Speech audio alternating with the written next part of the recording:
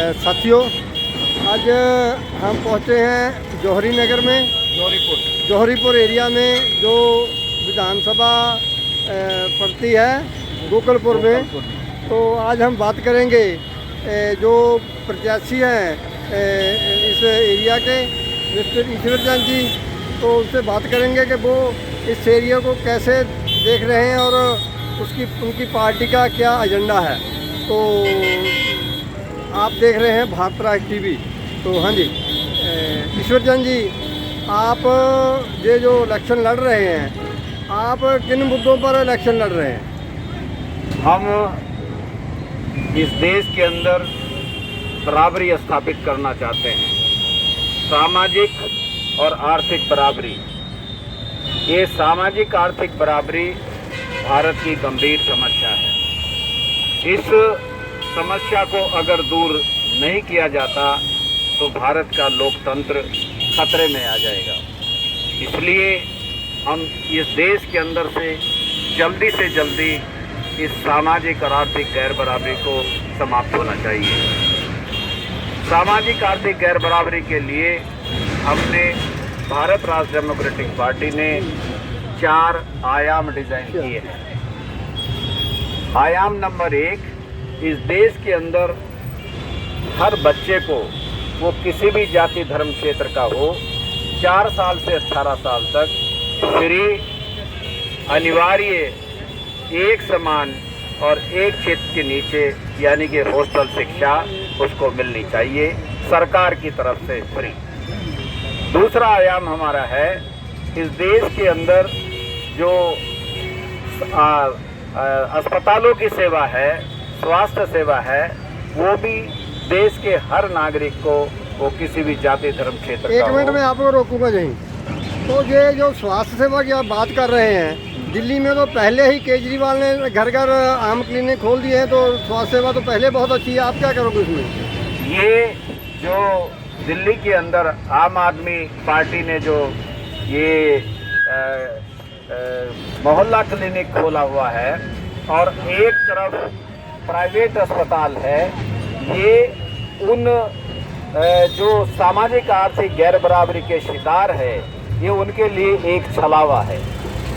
यानी कि जो सामाजिक आर्थिक गैर बराबरी के जो शिकारी हैं, वो चमचमाते अस्पतालों में, जो प्राइवेट अस्पतालों में, वो उसमें अपना इलाज करेंगे, और जो सामाजिक और आर्थिक गैर बराबरी के शिकार हैं वो जो मोहल्ला क्लिनिक के अंदर इलाज करेंगे, जहां पर अभी पाया गया कि वहां का दवाइयां, नकली दवाइयां पाई गई, वहां पर बहुत बड़ा भ्रष्टाचार पाया गया।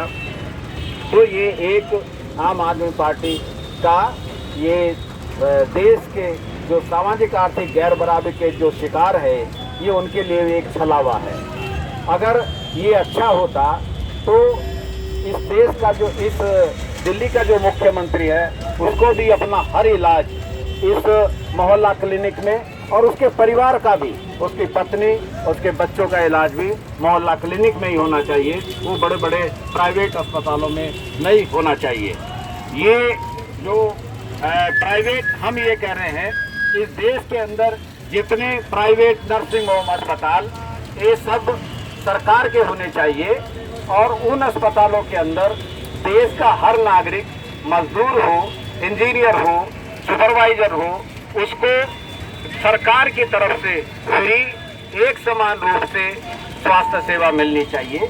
यानी कि वहाँ पर केजरीवाल को भी, और केजरीवाल के घर में जो काम कर रहा है, झाड़ू लगा रहा है, उसको भी एक समान रूप से स्वास्थ्य सेवा मिलनी चाहिए। ये हम चाहते हैं इस देश के अंदर। नहीं, देखो, आप बात तो कर रहे हैं, ये तो मोदी जी ने जो 80 करोड़ लोगों को 5 किलो राशन दे रहे हैं, उससे बड़ा आप क्या कर सके इससे ज़्यादा? ये इस देश के अंदर जो गैर बराबरी है, बड़े पैमाने पर जो गैर बराबरी है, ये 1% लोगों के पास में, जो इस देश की 58% संपत्ति आ गई है, और 10% लोगों के पास में जो 81% संपत्ति आ गई है। इसका ये परिणाम हो गया कि, और जो सबसे नीचे के तबके के ऊपर है, जो 10% लोग हैं, उनके पास देश की 1% संपत्ति भी नहीं है, वो केवल उनके पास 0.2% संपत्ति है, और नीचे का जो 30% है उसके पास केवल 1.4% संपत्ति है।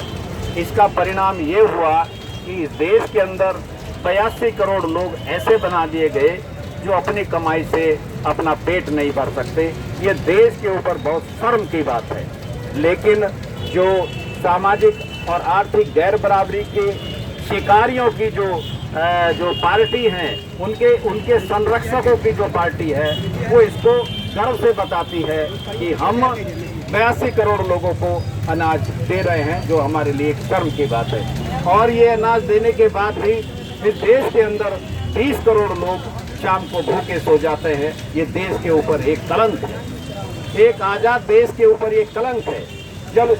जब आज़ाद देश के अंदर हर नागरिक का बराबर का अधिकार है, तो क्या इस आज़ादी का क्या मतलब हुआ कि 20 करोड़ लोग यहाँ पर हर दिन भूखे सो जाते हैं। ठीक है सर, थैंक यू। ये थन ईश्वर चंद जी, जो जहाँ से एमपी का इलेक्शन लड़ रहे हैं, तो देखेंगे आने वाला समय क्या कहता है। Thank you.